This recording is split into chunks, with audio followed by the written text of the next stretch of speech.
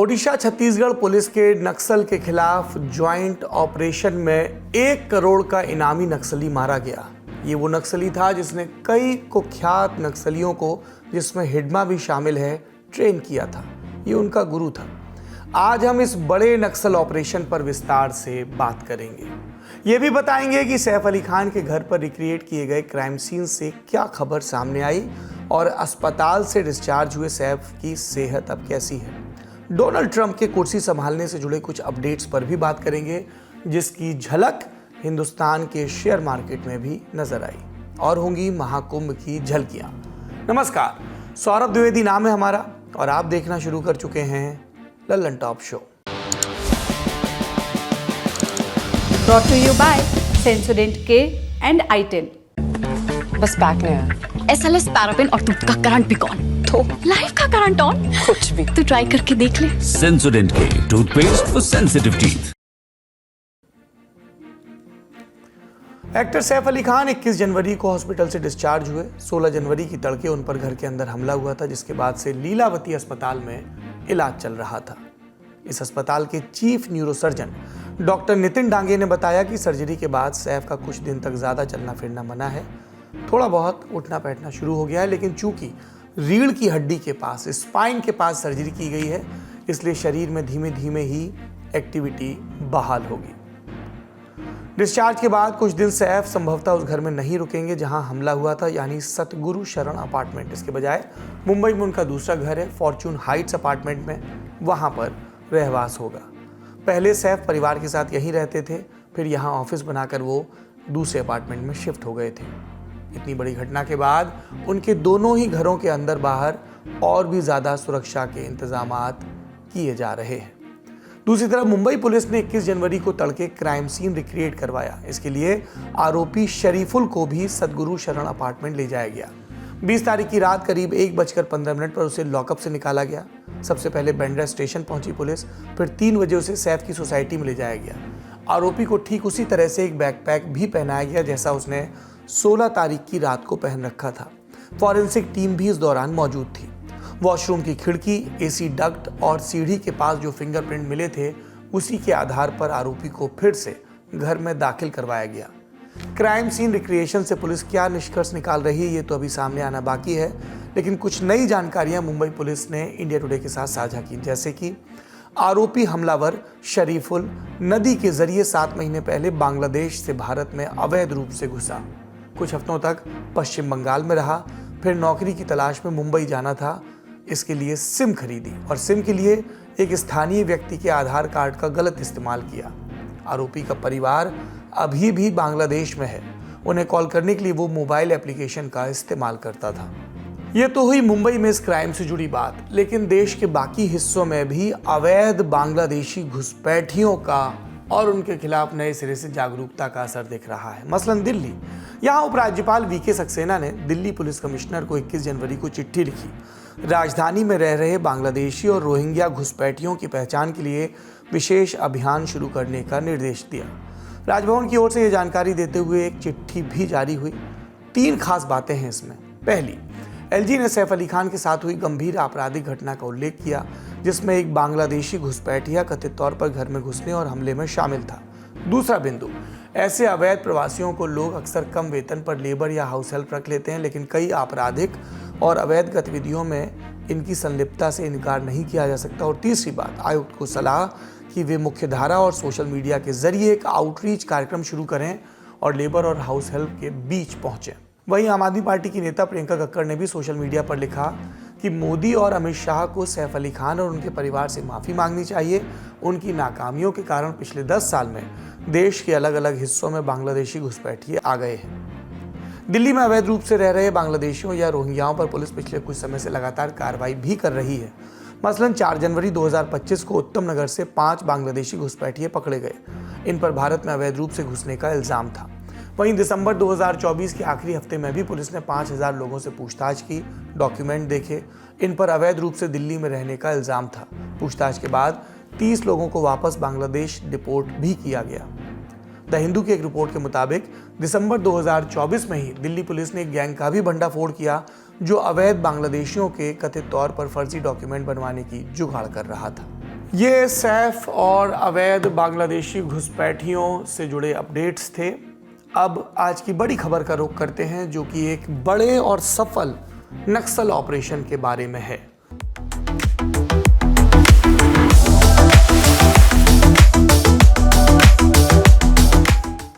छत्तीसगढ़ में ओडिशा से सटा हुआ जिला है, नाम है गरियाबंद। इसके जंगलों में सोमवार 20 जनवरी की सुबह सुबह सुरक्षा बलों और माओवादियों के बीच मुठभेड़ शुरू हुई। इसमें अब तक 20 नक्सलियों की मौत की खबर आ रही है। हालांकि आधिकारिक आंकड़ा अभी 14 ही बताया गया है। खबरों के मुताबिक मृत नक्सलियों के पास से AK-47, SLR rifle, INSAS rifle और कुछ और ऑटोमेटिक हथियार मिले हैं और कई राउंड का गोला बारूद। इस ऑपरेशन पर केंद्रीय गृह मंत्री अमित शाह की प्रतिक्रिया भी आई। उन्होंने सोशल मीडिया एक्स पर लिखा, नक्सलवाद को एक और करारा झटका। नक्सल मुक्त भारत बनाने की दिशा में हमारे सुरक्षा बलों को बड़ी सफलता मिली। ओडिशा छत्तीसगढ़ सीमा पर संयुक्त अभियान में नक्सली ढेर हुए।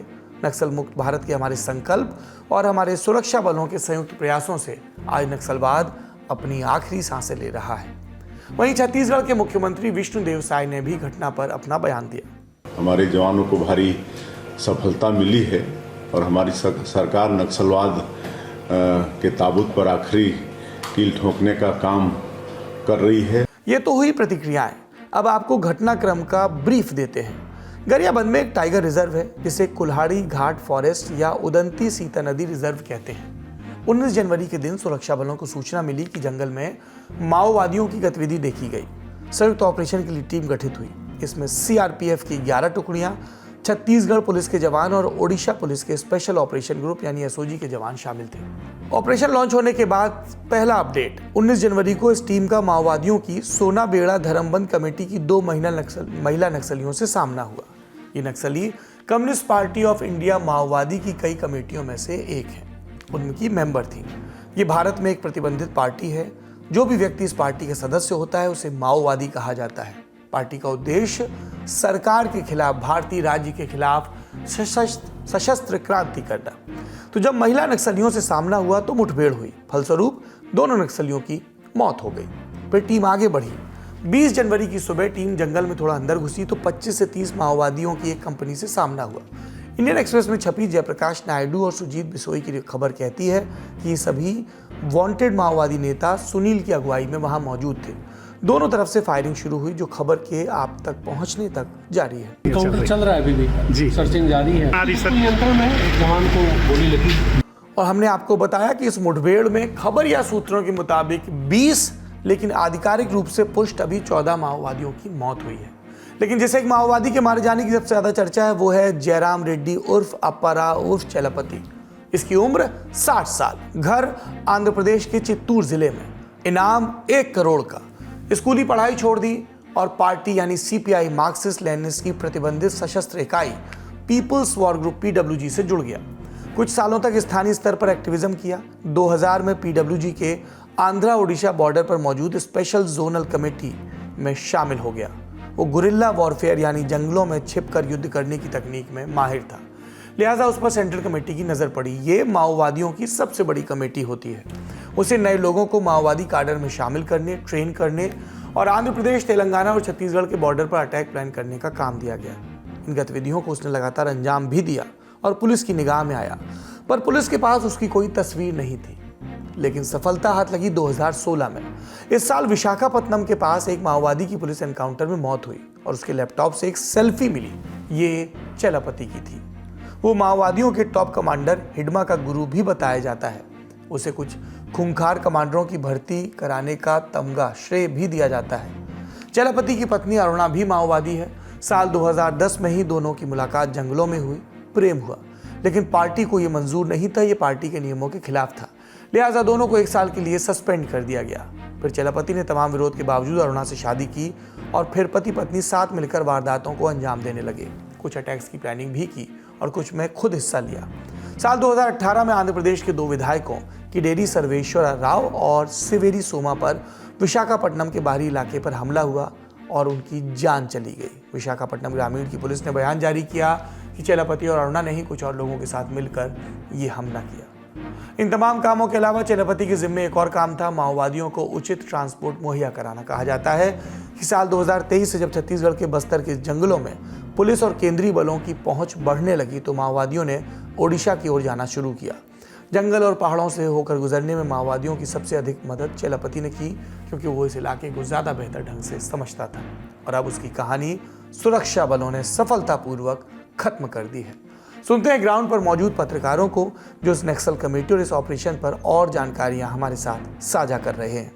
छत्तीसगढ़ में नक्सलवाद को पूरी तरीके से समाप्त करने के लिए ऑपरेशन प्रहार के तहत लगातार ऑपरेशन इस जंगलों के इलाकों में किए जा रहे हैं। करीब 14 नक्सलियों को आज ढेर किया गया है और इस साल 48 नक्सलियों को सुरक्षा बलों ने ढेर किया है। पिछले साल की अगर बात करें तो 290 के आसपास नक्सलियों को ढेर किया जा चुका है, तो वहीं 1000 से ज़्यादा नक्सलियों को गिरफ्तार किया गया है और 850 नक्सलियों ने सरेंडर किया है। लगातार इन इलाकों में सुरक्षा बलों का अपर हैंड है। जिस तरीके से केंद्रीय गृह मंत्री अमित शाह की तरफ से कहा गया है कि 2026 तक नक्सलवाद को पूरी तरीके से समाप्त कर दिया जाएगा, उसी के तहत सुरक्षा बल इन तमाम इलाकों में इस समय ऑपरेशन कर रहे हैं। अगली खबर का रुख करते हैं।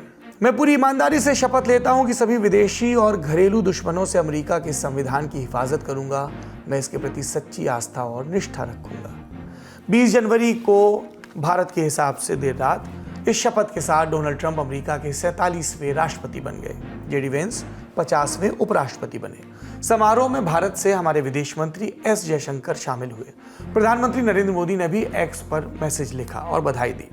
ट्रंप ने अपने पहले भाषण में तमाम बड़े ऐलान भी किए। इन सब के बारे में आपको विस्तार से पता चलेगा हमारे अंतर्राष्ट्रीय समाचारों के रोजाना के कार्यक्रम दुनियादारी में। दुनियादारी का आज का एपिसोड ट्रंप की नई घरेलू और विदेश नीतियों के बारे में विस्तार से बात कर रहा है। इसके अलावा ट्रंप ने आर्थिक स्तर पर जो फैसले लिए हैं या जिनको लेने के संकेत दिए हैं, उनके बारे में हम विस्तार से बात कर रहे हैं अपने रोजाना के आर्थिक समाचारों के कार्यक्रम खर्चा पानी में। इन दोनों ही कार्यक्रमों का लिंक इनके पब्लिश होने के बाद आपको हमारे शो के डिस्क्रिप्शन में मिल जाएगा, जरूर देखिएगा। अब रुक करते हैं अगली सुर्खी का।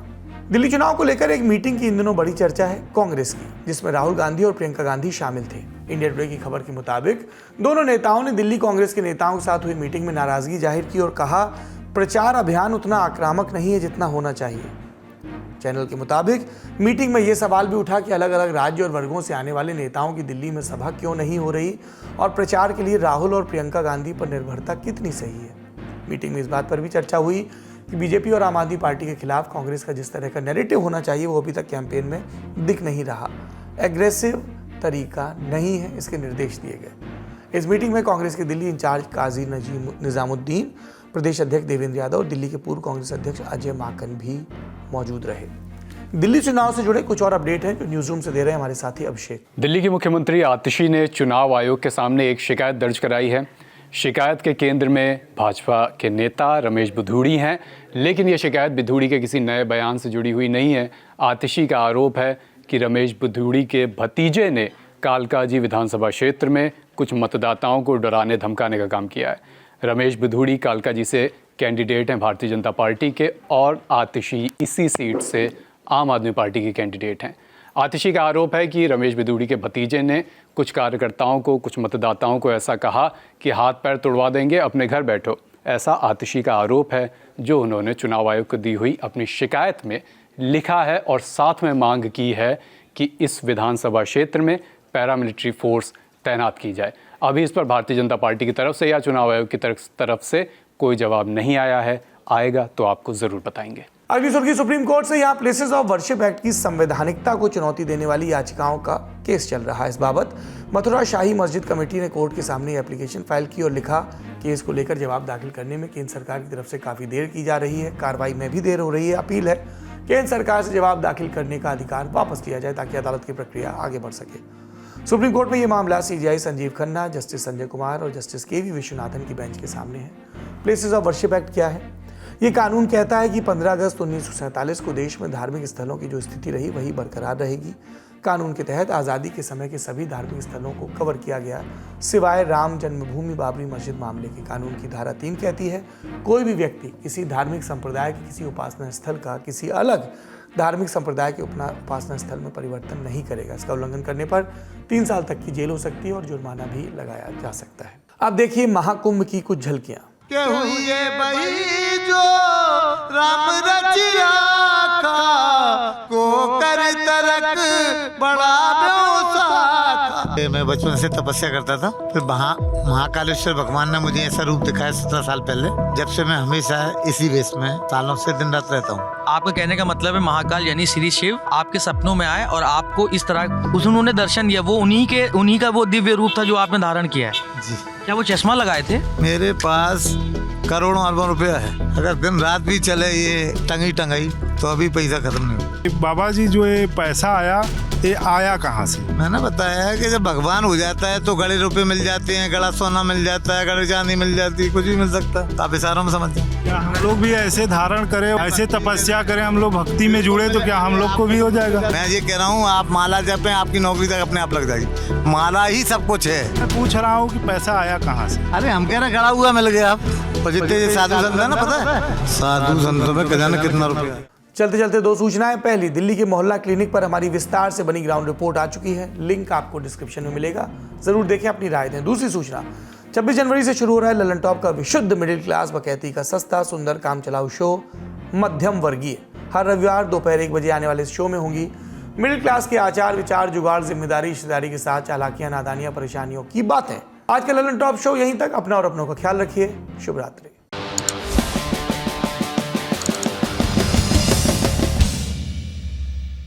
माजी भी अब उदास है मेरे हाल की तरह, माजी भी उदास है मेरे हाल की तरह, ये साल भी गुजर गया हर साल की तरह। जसुदा जन्म हुआ पगा वाली रात। अच्छे कर्म करो बेटा, दुनिया याद नहीं रखेगी, दुनिया गोली मार देगी।